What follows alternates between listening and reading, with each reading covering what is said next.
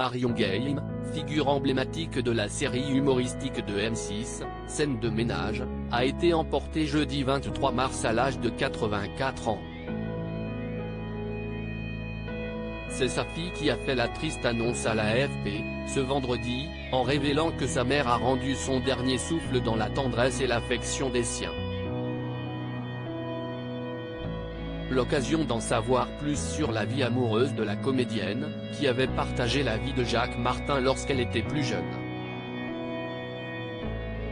En effet, l'actrice était en couple avec l'animateur, décédé en 2007, dès 1968. Leur histoire n'a duré que 4 ans, à cause du tempérament assez difficile de la star de l'école des fans. Marion Game se livrait sur le sujet en décembre 2018, sur le plateau de l'émission Ça commence aujourd'hui.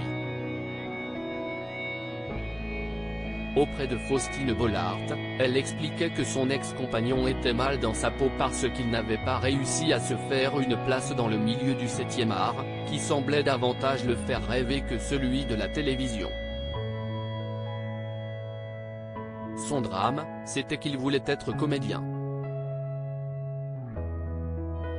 C'était un immense pamphlétaire, un présentateur de génie.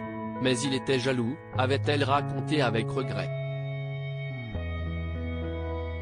Alors qu'elle commençait sa propre carrière sur scène, Marion Game avait rapidement été vue par Jacques Martin comme une rivale.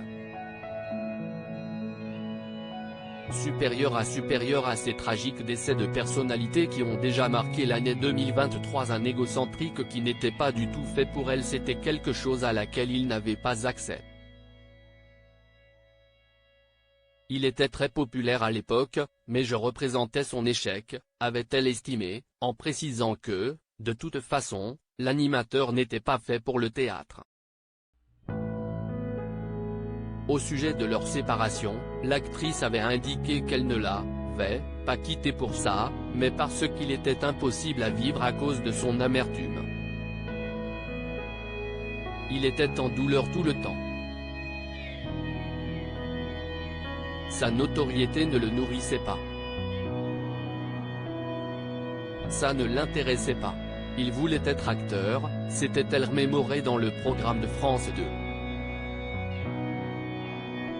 En septembre 2021, la star de Scène de ménage avait confié, à Jordan Deluxe, qu'elle n'avait rien à faire avec cet homme qu'elle considérait comme narcissique et qui l'empêchait d'avancer.